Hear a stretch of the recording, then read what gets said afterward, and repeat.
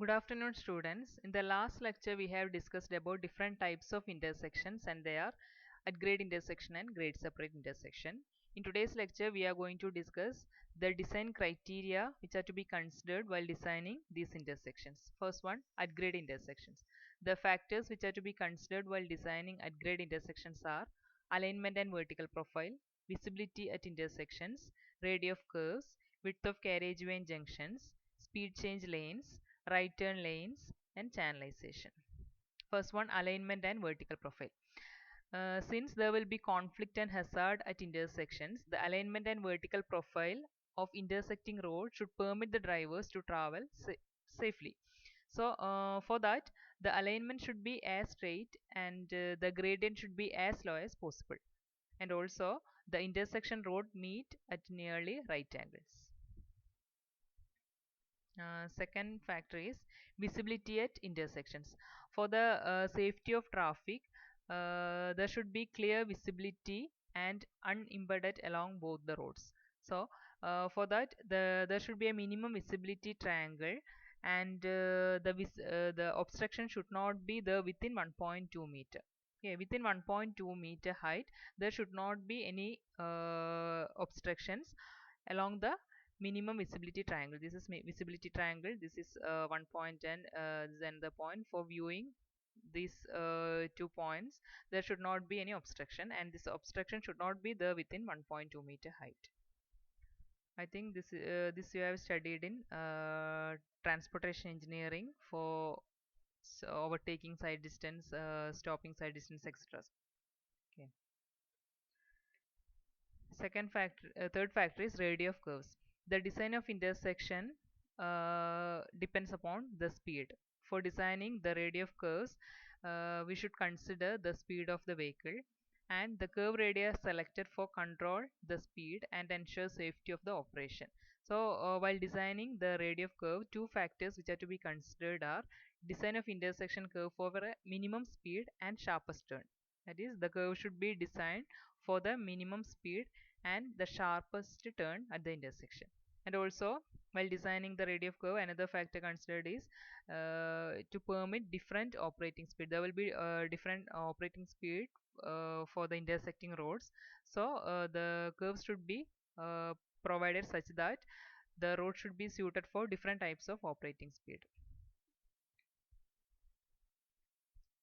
Next one, width of carriageway and junctions. Width of the carriageway depends on width of the traffic lane and number of lanes, and this width of traffic lane depends upon width of the vehicle and the clearance. So also I have studied in transportation, that is carriageway width.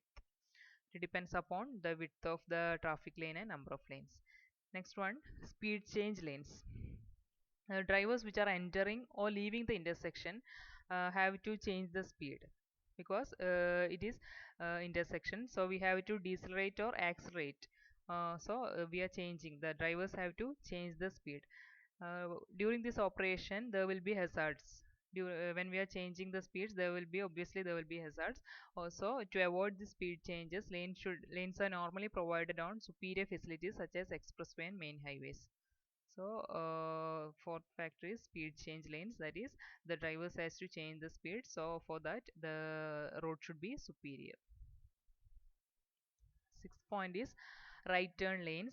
Lanes for right turn traffic enables the vehicle to slow down to the necessary turning speed without impeding the flow through traffic, and for waiting when signals are provided. When there is right turn facilities, the vehicle automatically slow down the speed. Seventh one, channelization. The direction of traffic flow at intersection to definite path by means of traffic marking or island is known as channelization. There should be a channelization to prevent the intersection, to prevent the conflict between the vehicles. It's also to be considered while designing at grade intersection.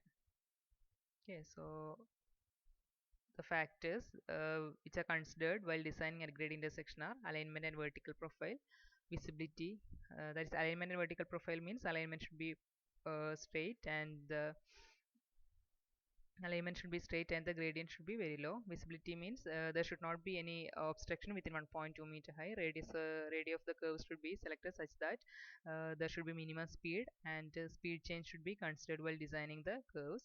Then the width of carriageway depends upon the carriageway traffic lane width and clearance width, etc.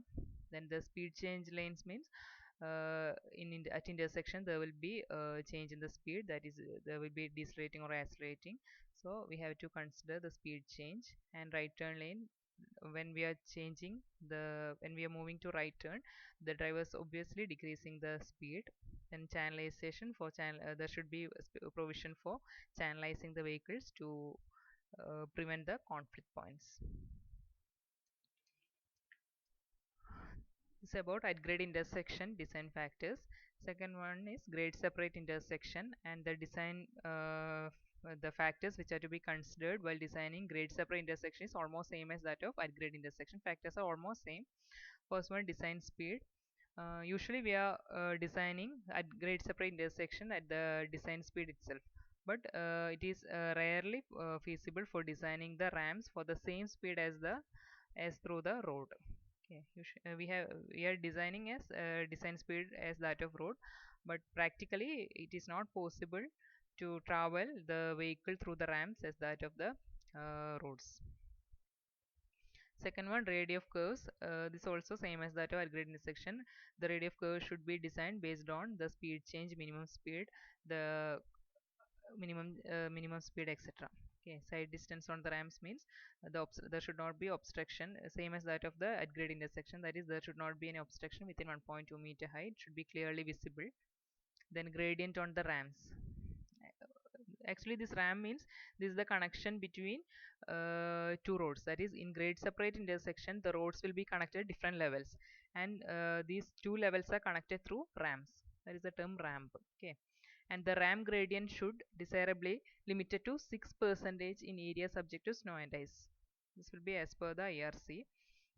And when there is heavy truck traffic, the gradient should be limited to 4%.